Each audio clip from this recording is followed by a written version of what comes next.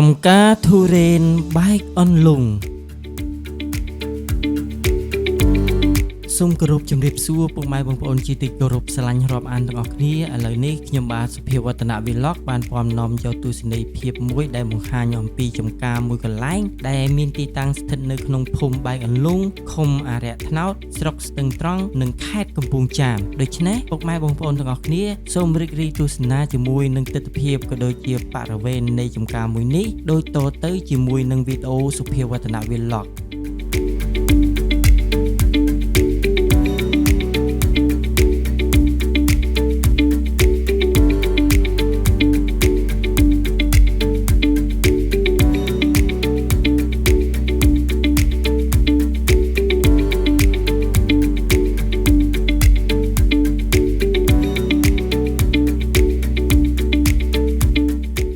នេះយើងមកដល់ចង្ការត្រេននៅខាងបែកអន្លង់ហើយផ្លែត្រេនគឺចាប់ផ្ដើមក្តាប់អីគឺវាលក្ខណៈថាផុតពីរដូវកាលផ្កាហើយឥឡូវមកដល់ពេលក្តាប់ទៅនេះដូចបងប្អូនឃើញទាំងអស់គ្នានេះសិតទៅក្តាប់ត្រេនហើយនៅក្នុងហ្នឹងគឺបានភ្ជាប់ជាមួយនឹងពេលដែលយើងថតទាជាមួយនឹងក្តាប់ត្រេនហើយនឹងបរិវេណនៃចំការត្រេនហ្នឹងដោយយើងបោះដ្រូនមានទាំងបោះដ្រូនទៀតចាំទស្សនាទាំងអស់គ្នាជាមួយនឹងវីដេអូនេះក្នុងពេលបន្តិចទៀតនេះ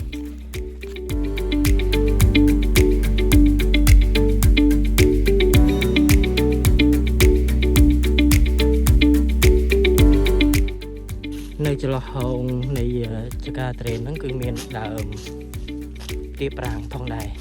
ដូចដែលបងប្អូនបានឃើញហើយគឺមានផ្លែធំៗហើយផ្លែល្អទៀតណា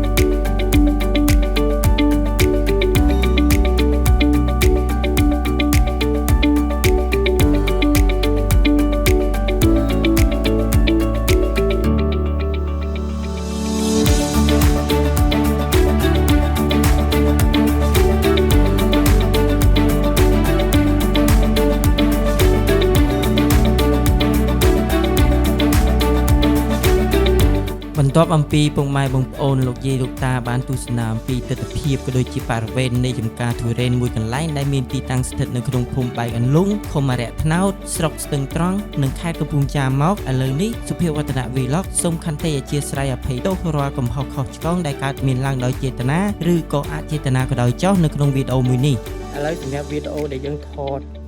បង្ហាញពីចំការទុរេនដែលនៅបែកអន្លង់គឺសូមបញ្ចប់តាមប៉ុណ្ណេះសិនហើយនេះគឺជាផ្លូវដើរចេញពីចកាហើយខាងក្រោយនេះគឺជាឆក់ចាញ់នេះហើយនេះគឺជាចុងបញ្ចប់នៃវីដេអូហើយ